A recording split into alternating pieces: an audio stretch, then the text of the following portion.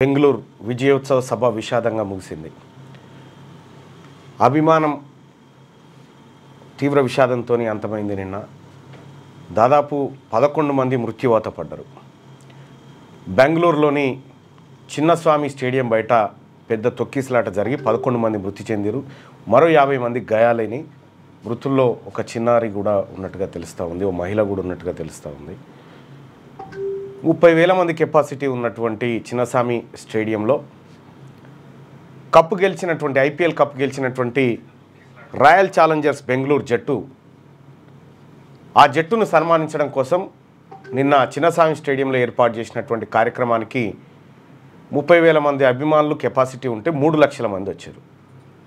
దీంతో గేటు దగ్గర అభిమానులు గేటును తోసుకుంటూ దాన్ని విరగొట్టి లోపలికి రావడంతో తొక్కిసలాట జరిగింది.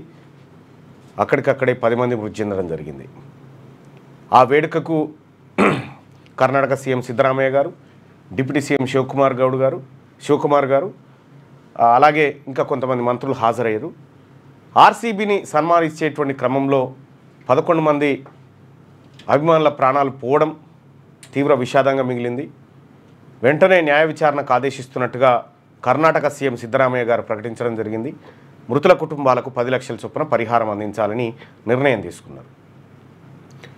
ఇది బెంగళూరులో ఆర్సీబీ విజయం విషాదం కథ. అభిమానం అనేది ఎంతవరకు ఉండాలి, ఎంతవరకు ఉండకూడదు అనేది అభిమానులే నిర్ణయం చేసుకోవాలి.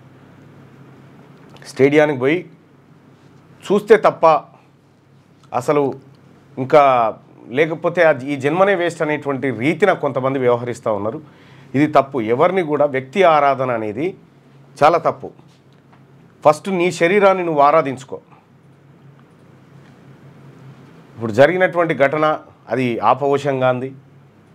అందరి అభిమానులకు సహజంగానే వాళ్ళకు కూడా ఉంటుంది. మేము అభిమానించేటువంటి నాయకుడనో మేము అభిమానించేటువంటి ఆటగాడనో ఉంటుంది సహజంగా. కానీ అక్కడ అటువంటి ఫ్లో వస్తుందని తెలిసి కూడా కర్ణాటక ప్రభుత్వం వాళ్ళని కంట్రోల్ చేయకుండా పూర్తిగా చేతులు ఎత్తేయడంతో ఈ ఘటన జరిగినట్టుగా కొంతమంది చెప్తా ఉన్నారు. ఏదేమైనప్పటికీ కూడా ఇలాంటి ఘటన దురదృష్టకరం, జరగకూడదు. క్రీడాభిమానులు ఎవరైతే ఉన్నారో, ఒక క్రీడాభిమానులే కాదు, మొన్న ఇక్కడ దేవుడి భక్తులు కూడా ఏం ఆలయం అది ఏపీలో సింహాద్రి అప్పన్న ఆలయం దగ్గర కూడా గోడ గూలి అక్కడ మృతి చెందడం జరిగింది. ఒకసారి హారతి గోదావరి పుష్కరాల సందర్భంగా చంద్రబాబు నాయుడు గారు ముఖ్యమంత్రిగా ఉన్న సందర్భంలో అక్కడ తొక్కిసలాట జరిగింది. సో ఇట్లా ఈ తొక్కిసలాట ఘటనలో అమాయకులు ఎంతోమంది ప్రాణాలు పోతూ ఉన్నారు. సంధ్యా థియేటర్ ఇక్కడ జరిగినటువంటి ఘటనలో ఆ అబ్బాయి ఇక కోలుకునే పరిస్థితి లేకుండా జీవచేయమైన ఉన్నటువంటి పరిస్థితిని చూస్తూ ఉన్నాం. ఇవన్నీ కూడా చాలా విషాదంతో కూడినటువంటి విషయాలు. నేను ఇవాళ మార్నింగ్ న్యూస్ విషాదంతో స్టార్ట్ చేయాల్సి వస్తుంది అనేటువంటి అంచనా నాకు కూడా లేకుండా, కానీ నిన్న అది చూసిన తర్వాత అసలు ఆ భయోత్పాతమైనటువంటి విజువల్ చూసిన తర్వాత చాలా బాధ అనిపించింది. ఇలాంటివి జరగకూడదు.